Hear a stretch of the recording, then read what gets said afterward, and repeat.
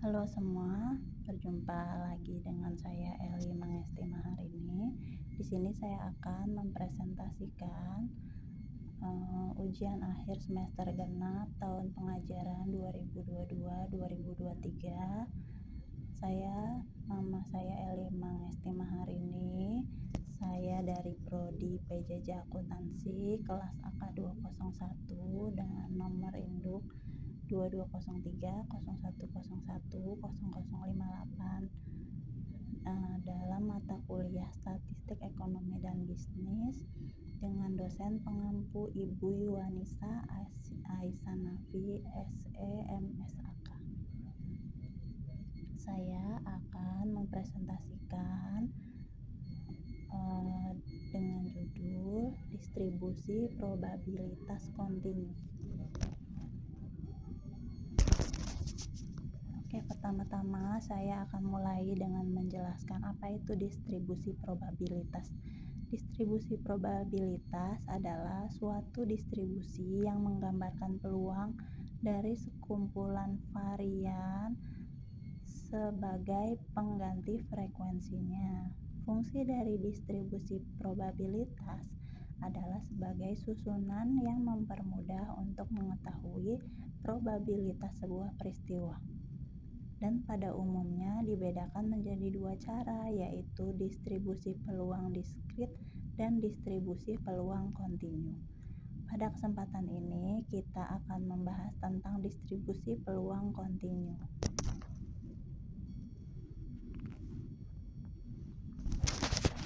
Bagan distribusi probabilitas. Distribusi probabilitas dibagi menjadi dua, yaitu distribusi probabilitas diskrit dan distribusi probabilitas kontinu. Kita akan jabarkan dari distribusi probabilitas diskrit dibagi lagi menjadi dua, yaitu distribusi binomial dan distribusi Poisson. Sedangkan distribusi probabilitas kontinu hanya memiliki satu cabang, yaitu distribusi normal. Distribusi probabilitas kontinu normal. Dalam distribusi probabilitas kontinu terdapat distribusi normal. Distribusi normal adalah salah satu model distribusi kontinu yang paling penting dalam teori probabilitas ilmu statistika. Dalam analisis statistika banyak menggunakan distribusi normal.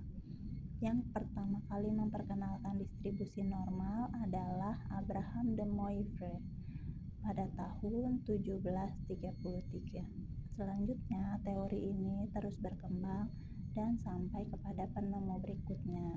Dan selanjutnya distribusi normal juga dapat disebut dengan distribusi Gauss sebagai penemu persamaannya pada tahun 1777 sampai 1855. Yang menjadi parameter dalam distribusi ini adalah mean dan simpangan baku.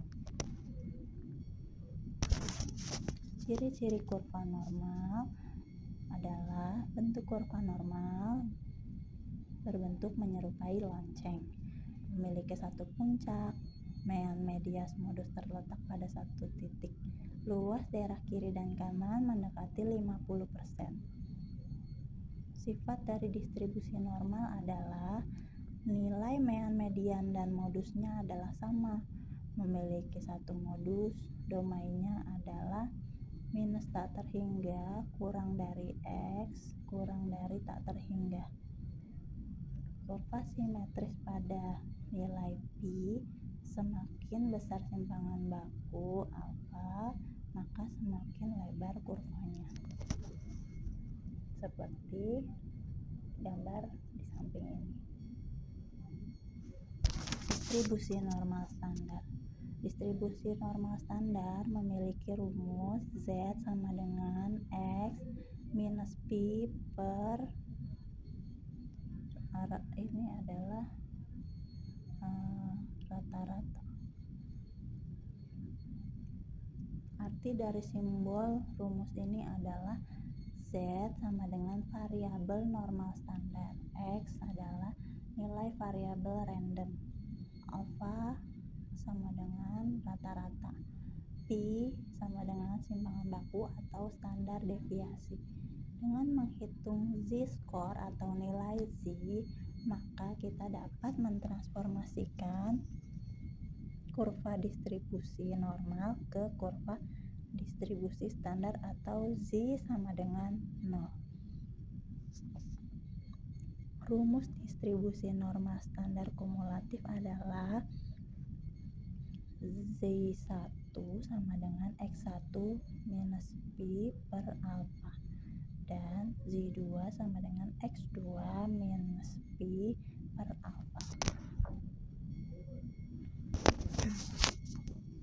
Berikut adalah tabel dari distribusi normal standar dan distribusi normal standar kumulatif yang positif dan yang negatif. Dapat kita cari juga di website atau di Google.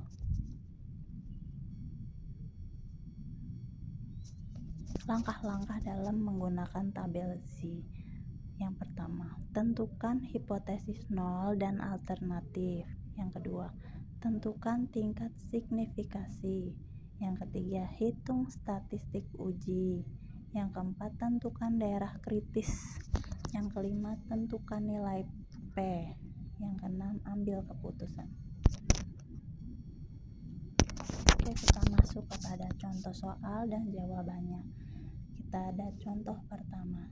Yang pertama adalah berat badan anak usia 5 tahun, rata-ratanya 18 kg dengan simpangan baku 5 kg. Jika berat anak berdistribusi normal, tentukan berapa persen anak yang beratnya kurang dari 15 kg. Jawabannya diketahui Pi sama dengan 18 kg. Alfa sama dengan simpangan bakunya 5 kg. P sama dengan X kurang dari 15 kg. Rumusnya Z sama dengan X dikurangi Pi per alfa atau simpangan baku sama dengan 15 dikurang 18 dibagi 5. Hasilnya adalah min 3/5 atau sama dengan lagi minus 0,6. Jadi Z-nya sama dengan minus 0,6. Kita harus cari lagi minus 0,6 itu pada tabel adalah angka berapa. Jadi kita cek di tabel P dalam kurung Z kurang dari minus 0,6 sama dengan P nya tadi 0,5. Rumusnya tadi 0,5 dikurang P dalam kurung minus 0,6 lebih kecil dari Z lebih kecil dari 0, tutup kurung sama dengan 0,5 dikurangi 0,2257 sama dengan 0,2743. Hitunglah presentasinya. Karena yang ditanya presentasinya, jadi hasil dari P tadi kita presentasikan, yaitu 0,2743 dikalikan 100%, hasilnya 27,43%.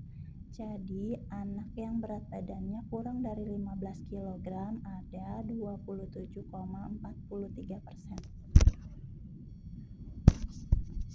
Kita masuk ke dalam contoh soal yang kedua. Dalam sebuah perlombaan lari memiliki peserta 85 orang yang menyelesaikan perlombaan. Rata-rata pelari dapat menyelesaikan waktu dalam waktu 79 menit dengan simpangan bakunya adalah 10 menit. Berapa standar normalnya? Diketahui X sama dengan 85, alfa atau simpangan bakunya sama dengan 10, Pi-nya adalah 79. Jawabannya adalah kita menggunakan rumus Z tadi. Z sama dengan X minus Pi per simpangan baku. Oke, sama dengan 85 minus dikurangi dengan 79 per 10 sama dengan 6 per 10 atau sama dengan lagi 0,6.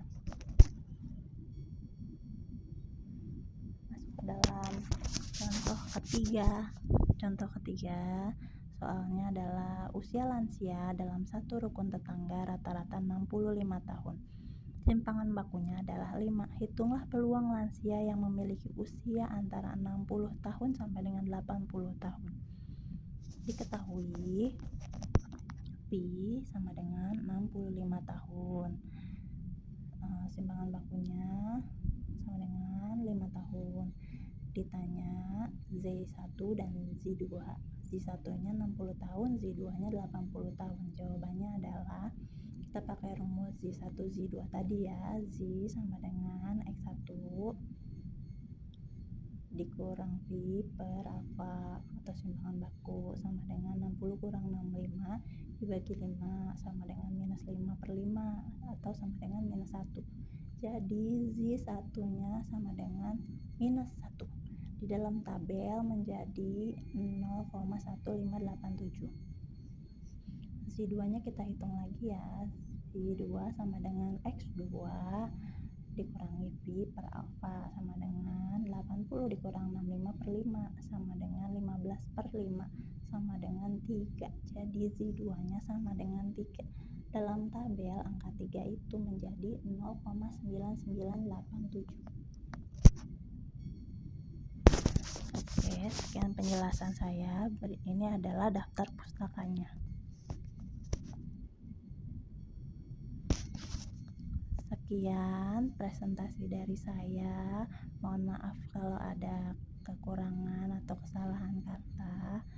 Saya ingin mengucapkan terima kasih karena telah menyimak presentasi saya, dan saya juga mengucapkan terima kasih kepada Ibu Yuwanisa Aisyah Nafi SEM SAK selaku dosen pengampu mata kuliah Statistik Ekonomi dan Bisnis atas ilmu dan pembelajarannya selama masa perkuliahan. Terima kasih ya Bu. Sampai jumpa lagi.